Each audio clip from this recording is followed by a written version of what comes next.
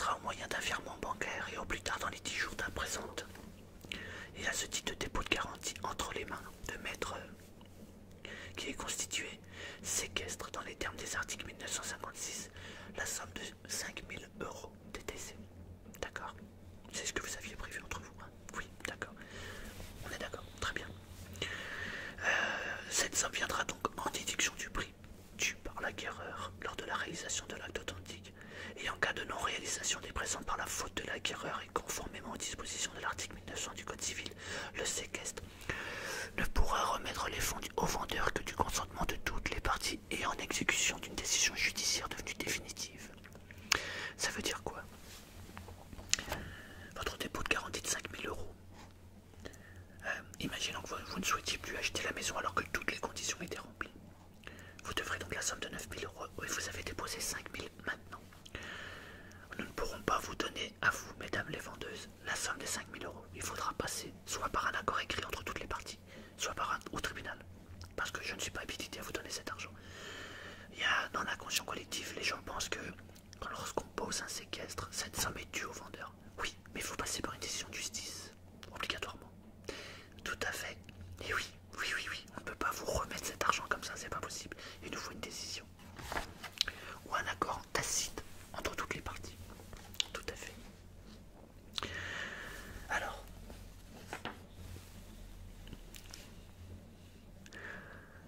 pour le cas où l'acquéreur userait de la faculté de rétractation dans la mesure où il en bénéficie, la somme séquestrée lui sera restituée nominale du séquestre déchargé de sa mission pour l'envoi de ces sommes dans les délais de 21 jours prévus par la loi. Ça veut dire que nous allons donc signer ce compromis aujourd'hui. Nous allons vous l'envoyer en recommandé avec accusé de réception. Vous avez un délai de rétractation. Et pendant ce délai, si vous renoncez à la vente, vous n'avez pas besoin de stipuler pour quel est le motif. Mais si entre deux, vous avez fait le virement de la somme des 5000 € pour le dépôt de garantie, nous avons donc 21 jours pour vous les restituer, sans frais. Oui, tout à fait, sans frais. Et non, bien sûr, vous ne pouvez pas les garder. Il a un droit de rétractation, tout à fait. Bien sûr, vous plaisantez, super. D'accord. Le vendeur garantira l'acquéreur contre le risque d'éviction conformément aux dispositions. C'est la garantie de possession. À ce sujet, le vendeur déclare qu'il n'existe à ce jour aucune action en litige en cours pouvant porter atteinte au droit de propriété. Non, très bien. Qu'il n'y a eu aucun empiètement sur le fonds voisin. Bon, non, très bien. Que le bien ne fait l'objet d'aucune injonction de travaux. Non. Que le bien, qu'il n'a pas modifié la destination du bien. Non, bon. Que la consistance du bien n'a pas été modifiée de son fait par des travaux non autorisés. Vous n'avez pas fait de travaux d'agrandissement et pas fait de déclaration de travaux ou de permis de construire. Non, bon, très bien. Bah, si ça avait été le cas, oui, il faudrait bien sûr faire le dossier en mairie, tout simplement. Qu'il n'a conféré à personne d'autre que l'acquéreur un droit quelconque sur le bien pouvant empêcher la vente. Non, vous n'avez pas donné la priorité à quelqu'un. Non. Et subroger l'acquéreur de tous ses droits et actions. Très bien. Le vendeur déclare qu'il n'a pas délivré de congé à un ancien locataire lui ouvrant droit à l'exercice de droit de préemption. Le bien n'était pas loué. Non, très bien. Parfait. La garantie hypothécaire, le vendeur s'obligera s'il existe un ou plusieurs créanciers hypothécaires inscrits à régler l'intégralité des sommes pouvant lui être encore dues. Bien bon, nous avons déjà vérifié, s'agissant d'une succession, c'est déjà réglé. Donc c'est parfait.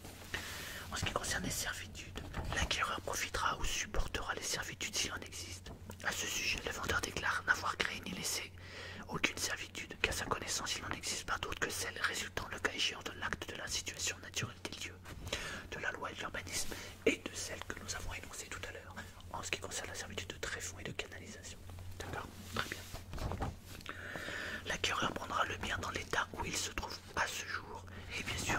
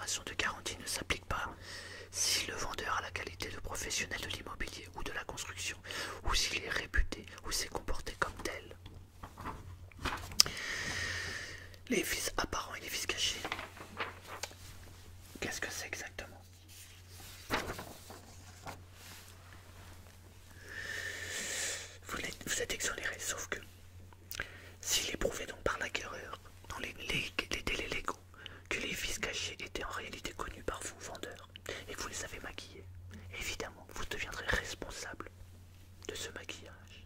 Et là, pour le coup, vous serez donc fautif des vices cachés. Lorsqu'on parle des vices cachés, c'est juste que vous faites des travaux, vous cassez quelque chose et derrière, il y a quelque chose dont le vendeur n'avait pas connaissance et vous non plus.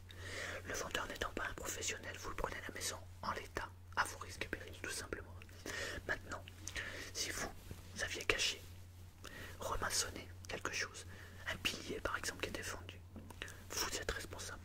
Et tous les travaux qui vont incomber à cette réparation seront à votre charge exclusive. C'est pas le cas. J'espère, tant mieux. Bon, super.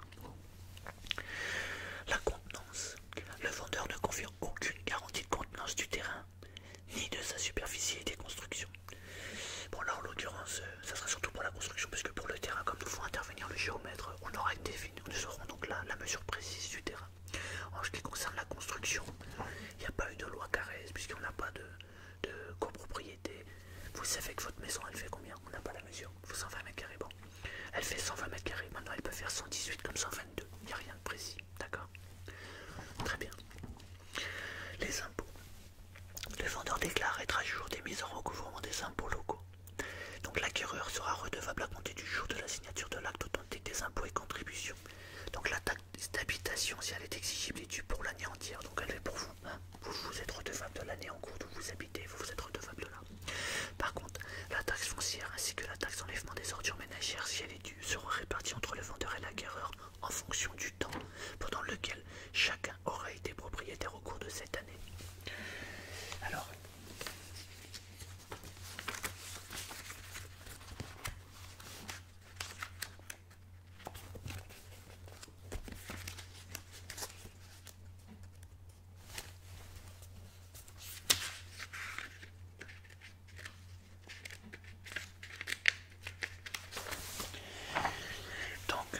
on a une taxe foncière à 1500 €. Nous allons signer l'acte vers le mois de juin. Donc vous êtes redevable de la taxe foncière du 1er janvier à fin juin. Donc combien c'est? Le 28 juin jusqu'au 28 juin. Et vous, acquéreur, vous serez redevable donc du 28 juin au 31 décembre. La taxe s'élève donc à 1400 €. Donc nous prendrons cette somme et nous la répartirons en fonction des jours où vous profiterez de la maison. Cette taxe sera redevable au moment de l'acte authentique. D'accord? Donc prévoyez votre chéquier, comme ça vous leur payez et la taxe est réglée pour l'année. D'accord?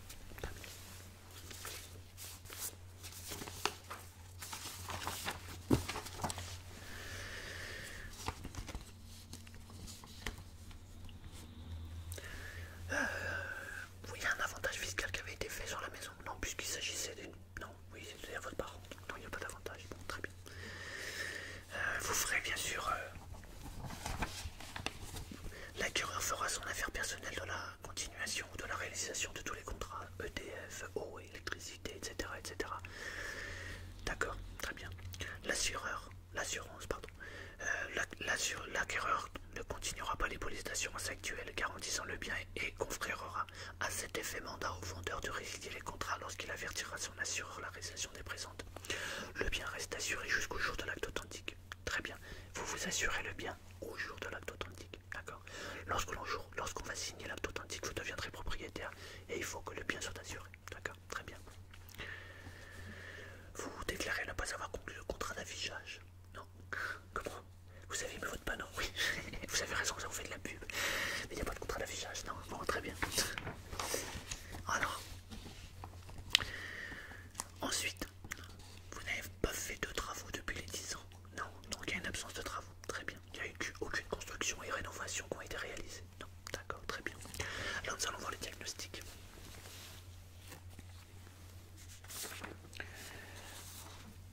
Alors nous avons donc les diagnostics techniques qui ont été réalisés par la société Alpes Provence Diagnostic sur le numéro 271. Alors nous avons un diagnostic d'amiante. Nous ne sommes pas concernés par le plomb ni par les termites. Et nous avons un diagnostic de DPE, un diagnostic de gaz et un diagnostic électrique. Vous les avez vus avant. Alors, ASMR et jugement, vous les avez déjà envoyés.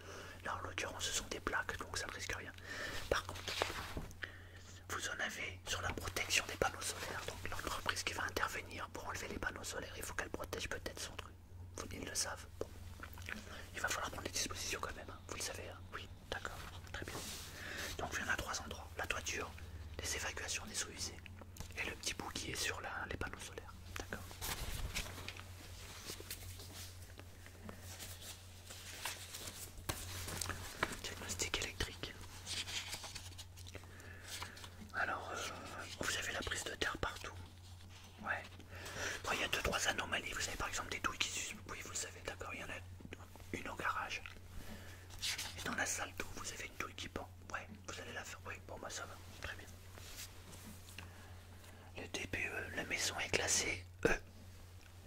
Vous allez refaire l'isolation. C'est parfait. Ensuite, vous avez l'état des risques naturels et miniers. Alors, qu'avons-nous?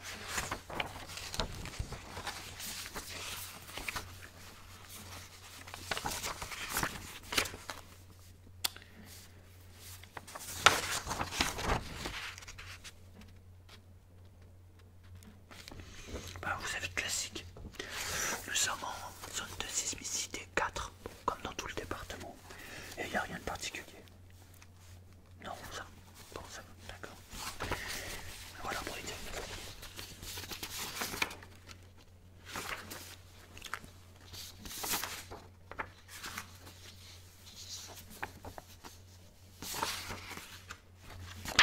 Vous avez un détecteur de fumée, il est installé, oui. Bon, super, très bien. En ce qui concerne l'assainissement, donc le vendeur déclare sous la seule responsabilité que le bien est raccordé au réseau d'assainissement public, mais ne garantit aucunement la conformité de l'installation aux normes actuelles en vigueur. Ne rencontrez actuellement aucune difficulté particulière avec cette installation, tout fonctionne bien. Oui, bon, c'est parfait, d'accord.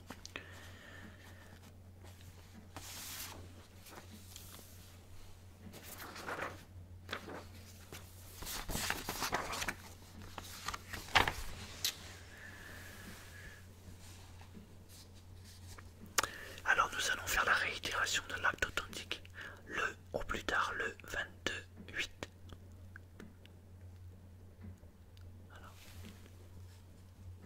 Mais 28 mai 2017. Alors l'attention de l'acquéreur est particulièrement attirée sur les points suivants. Donc l'obligation du paiement par virement et non par chèque. On n'a plus le droit de prendre des chèques et ni des espèces, c'est interdit. Donc vous ferez le virement, mais c'est la banque qui le fera. Sauf que là vous avez un complément. On vous enverra le détail complet de combien vous devez au total, puisque vous avez un apport. Très bien. Il lui sera imposé de fournir une attestation émanant de la banque qui aura émis le virement et justifiant de l'origine des fonds, bien sûr. Et il est précisé que les conditions suspensives devront être levées dans le délai de réalisation des présentes, sauf à tenir compte du délai des procédures spécifiques convenues entre les parties. Le délai sera automatiquement prorogé jusqu'à réception des pièces administratives nécessaires à la perfection de l'acte authentique et sans que la liste qui lui soit limitative, renonciation expresse ou tacite ou au droit de préemption, note d'urbanisme, certificat d'urbanisme, arrêté d'alignement, état hypothécaire, etc., etc. En toute hypothèse, cette prorogation ne pourra excéder on a dit le 1er juillet 2017 au plus tard. Bon, on a pris de la marge, on en signera avant. En conséquence, si l'une des parties vient à refuser de signer l'acte authentique devant l'autre, pourra saisir le tribunal compétent dans un délai d'1 mois de la contestation. Si le défaut de réitération de l'acte prévu dûment constaté provient de la défaillance de l'acquéreur, le vendeur pourra toujours renoncer à poursuivre l'exécution de la vente en informant l'acquéreur de sa renonciation par lettre recommandée. On n'arrivera pas jusque-là, vous inquiétez pas. Pendant toute la durée des présentes, le vendeur s'interdit de conférer à quiconque des droits réels, personnels ou des charges même temporaires sur le bien. Vous vous interdisez évidemment de le louer, de le sous-louer, de prêter le bien. On est d'accord? Très bien. Il est toutefois convenu que la réalisation par acte authentique ne pourra avoir lieu qu'au profit de l'acquéreur. Aucune substitution ne pourra avoir lieu au profit de qui que ce soit. La plus-value, l'immeuble est entré dans le patrimoine du vendeur. Le présent propriétaire était Madame Germaine Ligue, veuve, lord. Son décès est survenu le 13 février 2012. La valeur portée dans la déclaration de succession est de 770 000 €. La vente, si elle se réalise, générera un impôt sur la plus-value qui sera prélevé sur la disponible au prix de l'or de la publication de celle-ci. Oui, on va prélever, enfin nous allons prélever, non, nous prélèverons directement la somme et nous la transmettrons au centre des impôts vous concernant. À toutes les deux, oui, tout à fait. Ensuite, je fais juste une petite parenthèse. Tout à l'heure, j'ai parlé des frais. Vous savez que quand on dit frais de notaire, en fait, c'est un défaut de langage. Parce qu'en réalité, ce ne sont pas des frais de notaire, mais ce sont bien des taxes et des contributions. Parce qu'en réalité, les frais de notaire, c'est-à-dire les frais qui nous concernent, sont de l'ordre de 0,8%. Donc là, sur un montant d'environ 15 000 € de frais d'acte, nous sommes rémunérés à hauteur de 1 200 €. Tout le reste, ce sont des taxes d'État.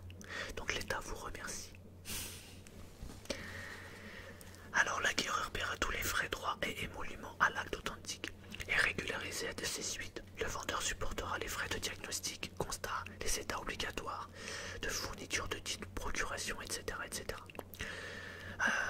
Et aujourd'hui, il est versé la somme de 400 € pour avance de frais. D'accord? Vous les versez, d'accord? Très bien. Alors la provision sur frais donc, que l'acquéreur va verser sera donc bien sûr versée sur le compte des notaires associés. Et bien sûr, vous nous autorisez d'ores et déjà l'office notarial à effectuer sur cette somme tout prélèvement rendu nécessaire pour les frais de recherche correspondants, demande de pièces, etc. etc. Voilà, cette somme sera en déduction du prix global des frais d'acte. Tout à fait. Si un sinistre par incident, incendie ou par catastrophe naturelle frappait le bien dont il s'agit durant la validité du compromis présente, l'acquéreur aura la faculté soit de renoncer purement et simplement à la vente et de se voir immédiatement rembourser la somme, la compte. Alors vous aurez deux possibilités. Soit vous prenez le bien en l'état et vous encaissez la prime d'assurance et vous ferez les travaux. Soit les vendeurs empochent la somme et font faire les travaux. Dans les deux cas, vous êtes libre de continuer l'achat ou de renoncer à l'achat. Si vous pensez que la durée est trop longue, vous pouvez renoncer à l'achat. D'accord? Très bien.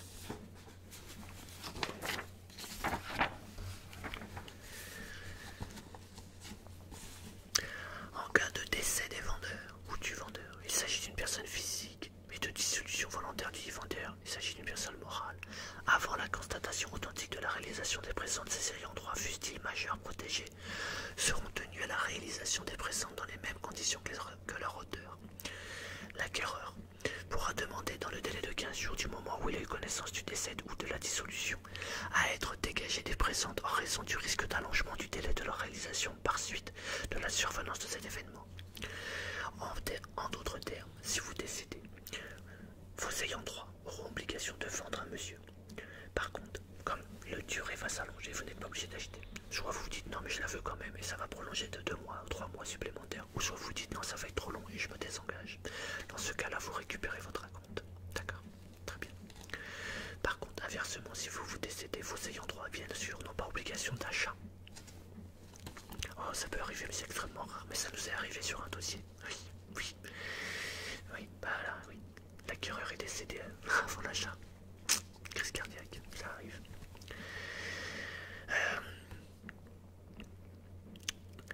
Alors les obligations de garde du vendeur jusqu'à l'entrée en jouissance de l'acquéreur. Entre la date des présentes et la date de l'entrée en jouissance de l'acquéreur, le bien demeurera sous la garde et la possession du vendeur. Donc évidemment vous avez des obligations, mesdames. Vous devez vous engager à laisser le bien dans sa destination, de ne faire aucun travaux hormis celui qu'on a vu pour les panneaux solaires. Et évidemment à entretenir la maison. Si la chaudière est défaillante, il va falloir la réparer avant l'acte authentique. Bien sûr, oui tout à fait. S'il y avait un ramonage à effectuer, il faut le faire aussi. Vous avez l'entretien court jusqu'à l'acte authentique.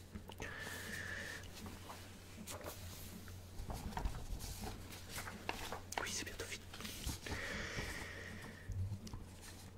Le vendeur accepte que l'acquéreur effectue une visite du bien juste avant la réitération des présents par acte authentique. Vous le faites systématiquement, n'est-ce pas, ASMR et chuchotement? Oui, voilà. Il y aura une visite qui sera effectuée avant l'acte authentique pour être bien sûr de bien voir le bien qu'il a été vu aujourd'hui, que ce soit bien le même. D'accord, très bien. Le vendeur s'engage dans toute la mesure du possible à communiquer à l'acquéreur avant le jour de la signature de l'acte de vente en la forme authentique la liste des entreprises et fournisseurs auxquels il recourt habituellement pour l'entretien et la réparation. Libre à vous d'accepter ou pas, bien sûr. Pour la chaudière par exemple, c'était la société X et vous préférez la société Y. Libre à vous. Mais le vendeur vous informe évidemment de qui a la charge de cet entretien. D'accord, très bien. Le droit de préemption publique.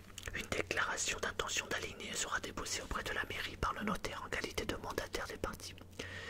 La surface utile ou habitable est donc de 120 m². Nombre de lots, il y a 2 niveaux. Et le titulaire du droit de préemption peut, dans un délai de 2 mois de la réception de la déclaration d'intention d'aligner, demander au propriétaire de lui communiquer différents documents dans la liste effectuée. Là, en l'occurrence, c'est ce que je vous disais tout à l'heure, ça ne va pas intéresser la mairie. Mais bon. La rédaction des présentes a été faite par notre office. Élection du domicile. Pour l'entière exécution des présentes, les parties élisent domicile en l'office notarial. D'accord.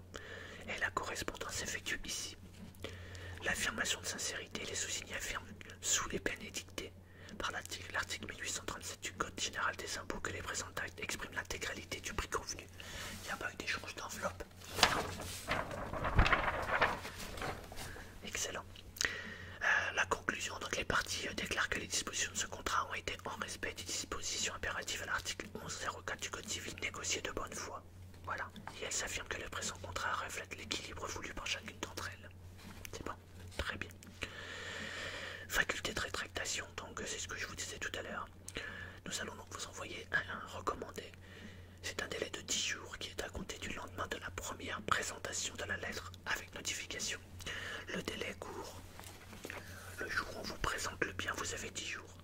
Le délai de rétractation ne court pas à réception du bien quand vous allez le chercher à la poste, mais bien à la présentation du bien. D'accord?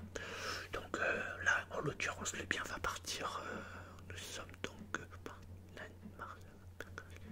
lundi, mardi. Vous le recevrez mercredi ou jeudi au plus tard. D'accord? Et à compter de ce jour, vous avez 10 jours. D'accord? Et n'oubliez pas, si vous avez vos fameux 10 jours pour faire le virement des 5 000 euros. Ah, d'accord? Oui, on va vous donner un RIB. Très bien. Alors, il y a une clause de conciliation qui est intégrée systématiquement dans tous les actes depuis une dizaine d'années. C'est en cas de litige entre les parties, l'une d'entre elles pourra préalablement à toute instance judiciaire soumettre leurs différends à un conciliateur désigné et missionné par le président de la Chambre des notaires, dont dépend le rédacteur de l'acte. Le président de la Chambre des notaires sera ainsi sans forme ni frais. Cette médiation ne s'appliquera pas aux litiges ayant pour cause la défaillance du débiteur ou l'exigibilité d'une créance. Il arrive que quelquefois, il y ait des litiges entre les vendeurs et les acquéreurs. Alors plutôt que d'engorger les tribunaux, nous avons donc un médiateur qui est bien spécialisé à notre profession, qui est là pour régler tous les petits litiges. Et nous réglons en moyenne 80% des litiges, ce qui permet de désengranger les tribunaux. Donc c'est parfait. Évidemment, c'est pas pour vous faire peur, c'est simplement que si il y avait un litige, c'est là pour désengager tout simplement les tribunaux. Voilà.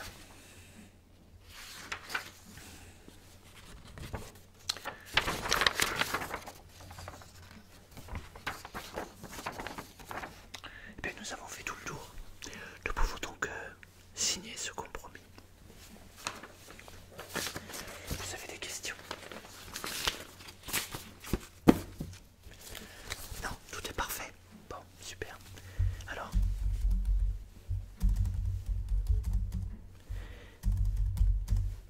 voilà, super. Il ne me reste plus qu'à imprimer et à signer. Merci beaucoup. Merci pour votre confiance à ASMR et Chutement. Merci de nous avoir contactés en tout cas. Merci pour le dossier. Bonne signature à tous et à bientôt.